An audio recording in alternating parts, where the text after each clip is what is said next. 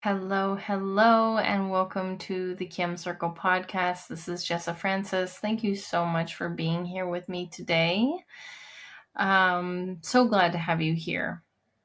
The Caim is a Celtic symbol of sanctuary, protection, and unconditional love, and this podcast is designed to be just that, a safe and brave space for self-discovery. Here we honor storytelling as a powerful tool for healing and transformation. It's a space where we get to show up honest, open, and authentic. And I'm so excited to explore today's topic with you.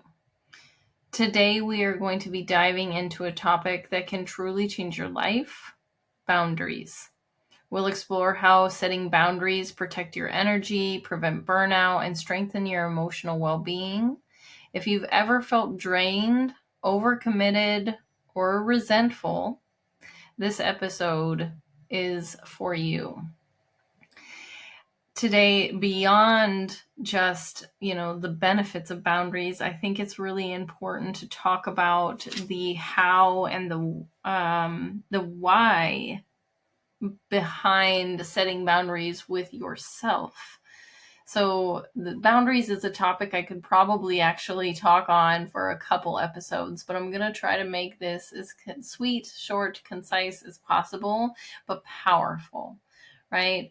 So thank you so much for being here with me. I would like to invite you to, wherever you are, to soften your shoulders, to let the tension in your jaw fall away, for you to either lower your gaze or close your eyes, to take a big deep inhale in, and then a long, smooth, very slow, gentle exhale out. And just let that softening of the jaw, the shoulders, the shoulder blades, the chest, just let that softening roll all the way down your body to help you feel calm and soothed. So often we forget that breathing is a powerful tool that we have to calm ourselves, to soothe ourselves, to support ourselves and our nervous system. So I invite you in. I invite you into the circle. I invite you to be held here, to do some excavation, to ask yourself, about the boundaries that you have in your life, if you have any boundaries, to help protect you and to protect yourself and your energy, and to help you recognize also that you are the one that is responsible for your energy, right? That's why I want to talk about not just boundaries with others, but boundaries with yourself. Boundaries have been a very, very hard thing for me in my life, because I've always been the wounded, the abandonment wound, right? I'm terrified of letting anyone down because they might leave.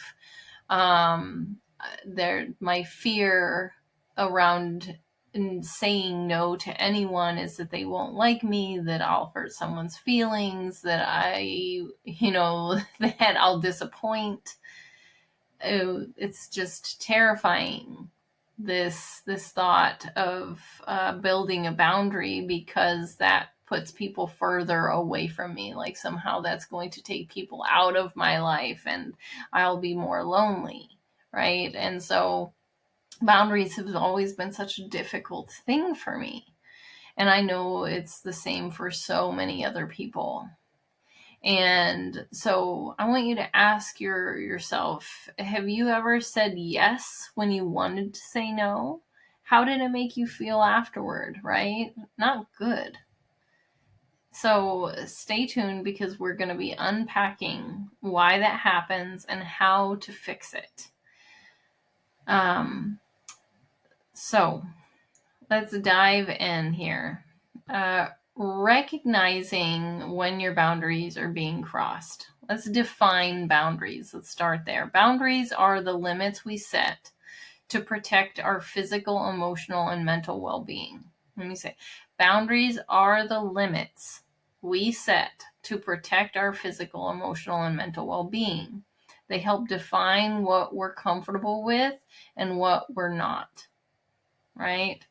They help define what we're comfortable with and what we're not.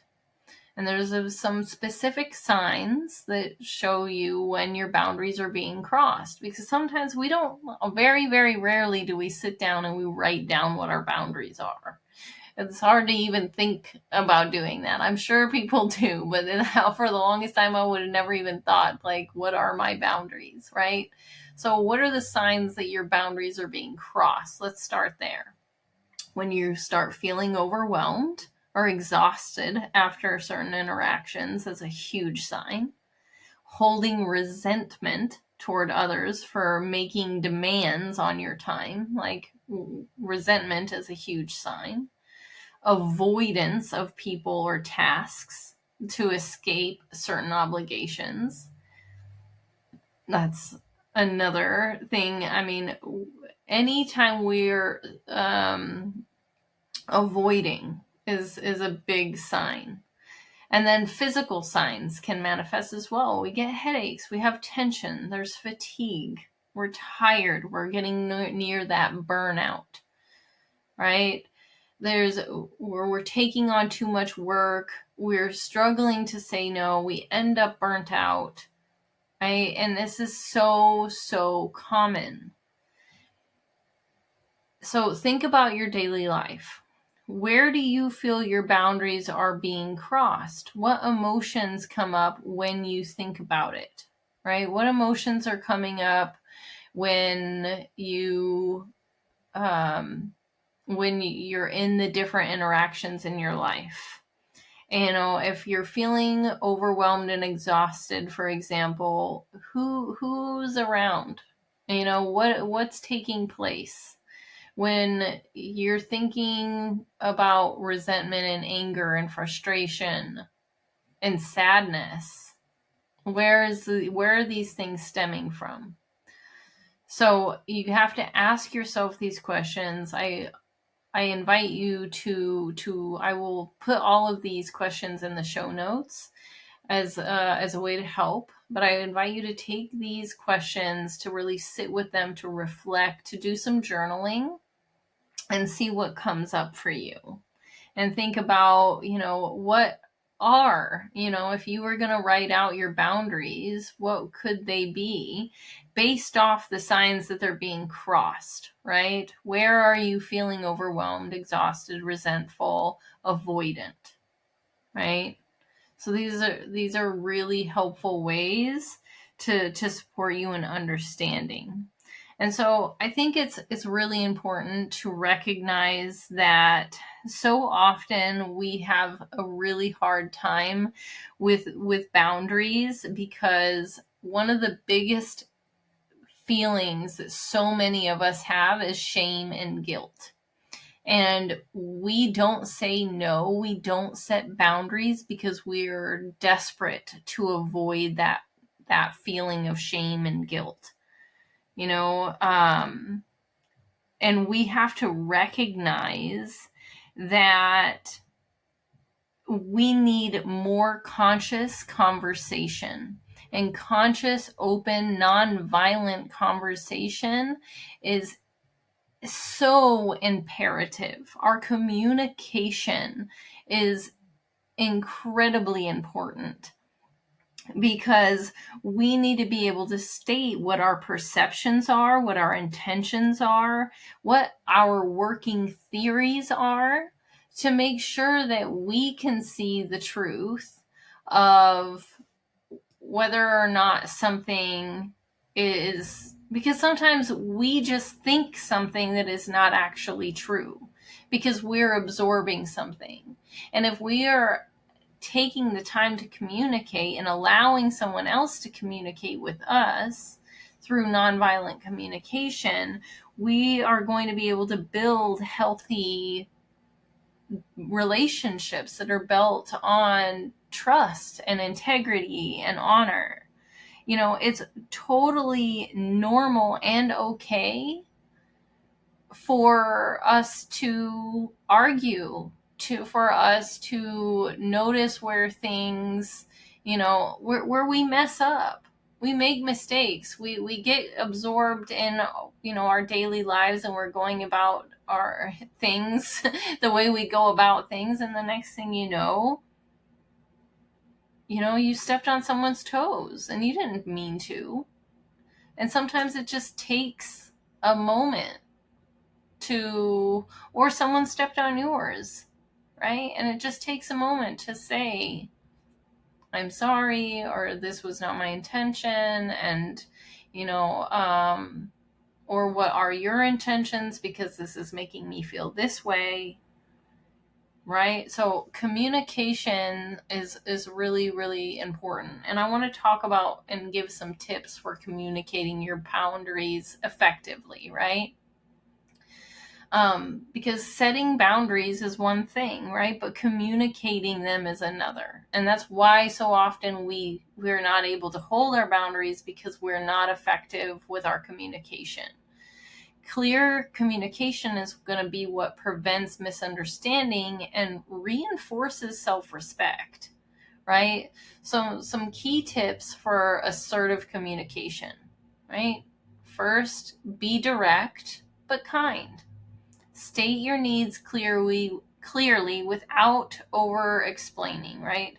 You can say, I can't stay late at work today, but I can help first thing tomorrow, right? How can you state what it is? Like, I can't do this, but here's my compromise. You're already coming up for yourself. You're being creative enough to come up with the best solution, right?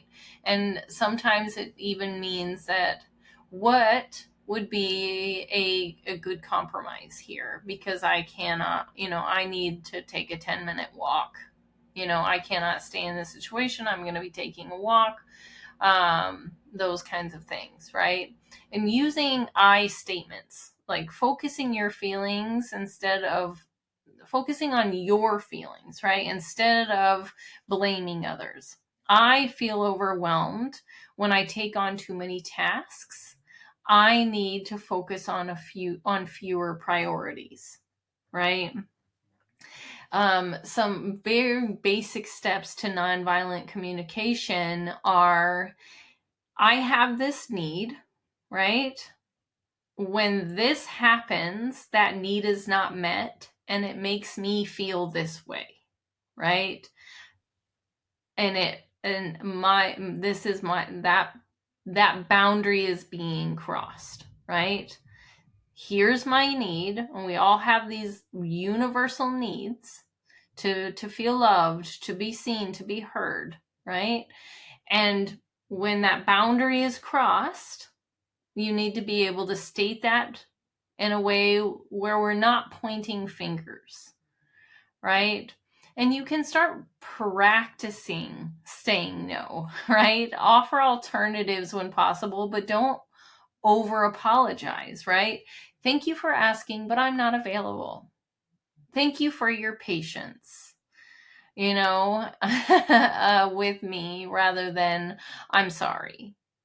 Like, we don't have to say I'm sorry over and over again. Like, you can say no, and no is a full sentence. Sometimes you're like, no. And getting comfortable with saying no, and then recognizing how that feels in your body, being with it, and noticing that you can breathe for a moment, sit with it, and recognize, like, okay, I'm feeling this because I'm fearful that by saying no, this person will leave and they'll never come back, or that I'm not enough, or that I'm too much, or that I'm not worthy, or whatever it is, right? We have to be with those emotions and breathe into them, right? And then we need to follow through, right? Because how many times have you said no and then you ended up saying, and then you ended up doing it, especially if you have children, right? Stand firm once you set your boundaries. Consistency is what is going to build trust and respect, right? So really it's so important for us to take the time to think about what our boundaries are going to do for our future selves, right? And that's when, like, we want to talk about the boundaries that we set for ourselves, right? It's talking nonviolent communication with others, using I statements, practicing saying no, all those things to others is one thing. But how often do we, cross our own boundaries? And what ends up happening is we build what? Resentment and anger and frustration and even like self-loathing, against ourselves. We avoid ourselves and our own feelings. We're becoming we cross the line so often because we say that we're going to do something. We know that we need to do that for ourselves, and then we don't. So you actually need to make sure that you're paying attention to the way you are showing up for yourself. And this is another good journaling prompt, like, what are your boundaries for yourself? Where do you cross your own boundaries? Right? So this is really important in recognizing and becoming self-aware of yourself. And so I want you to also think there's a few different specific areas that we typically need to hold some boundaries, right? We need to hold boundaries at the workplace, right? We need to think about our limits with our hours, our limits of how we want to be communicated to, and think about the balance that we want to have in our work life. And then we want to look at our boundaries with our family. And this can be a much more emotional area, right? Because a lot of us end up with very toxic family members. And it's really hard for us to separate ourselves from family.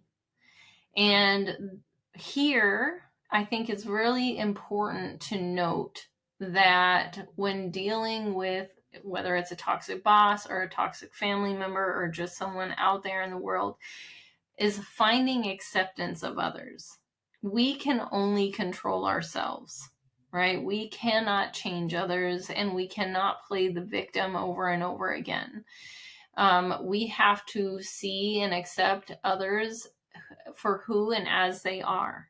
If you have a estranged father or a brother or an uncle, right, you either are going to set up boundaries where you are not going to be seeing these people, or you're just going to be able to finally learn to communicate to them, I am feeling this way.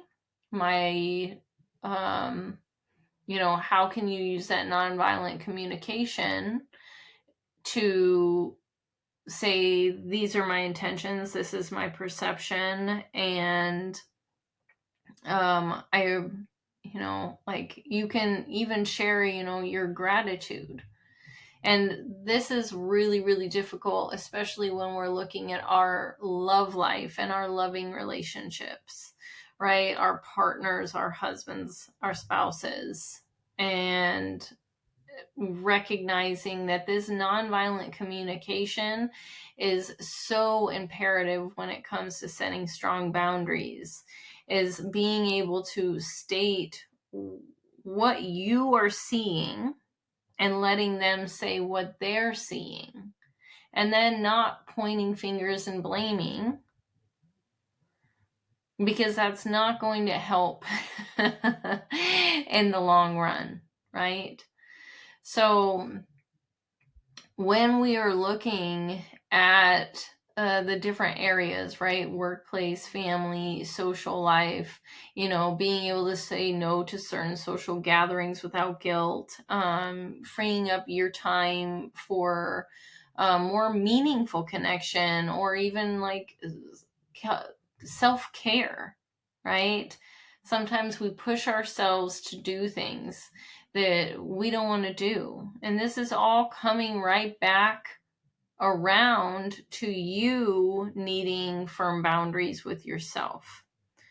We need to accept others where they are. We need to recognize our own needs. And then we need to have the self-discipline to follow through. Boundaries are not barriers. Boundaries are bridges to healthier relationships and a more peaceful life. We want more joy. We want more ease. And ultimately, when we set up firm boundaries, we end up being able to feel more of that peace. We feel more of that joy in the long run. And we need to really think about the ripple effect that happens within our daily decisions, right? When we wake up and we follow through with that thing that we said we were going to do, how does it end up making you feel at the end of the day versus if you wake up and don't? That resentment lasts a long time.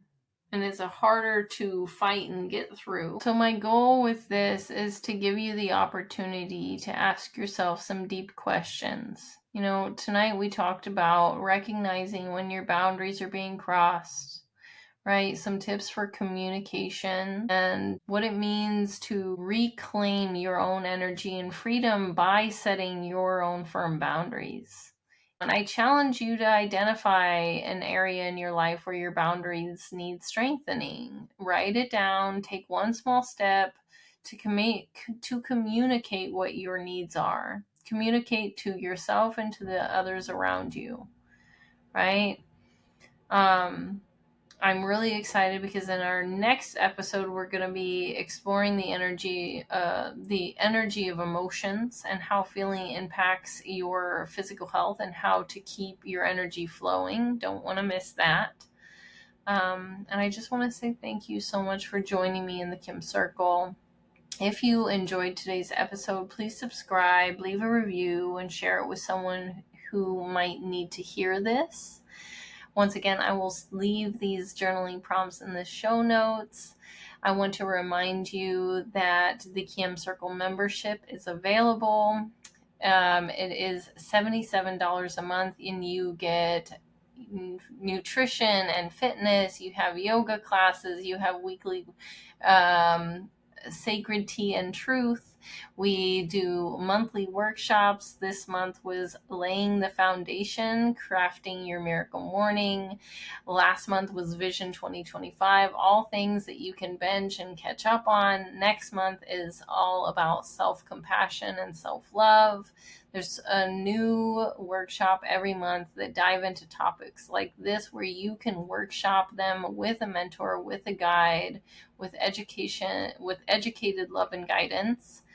And I would love to have you there. Or if you are looking to dive deep into your shadow work, to really do the work with your inner child, to do the reparenting, then I would love to have you join me. I'm taking on 3 more one-on-one clients as of right now.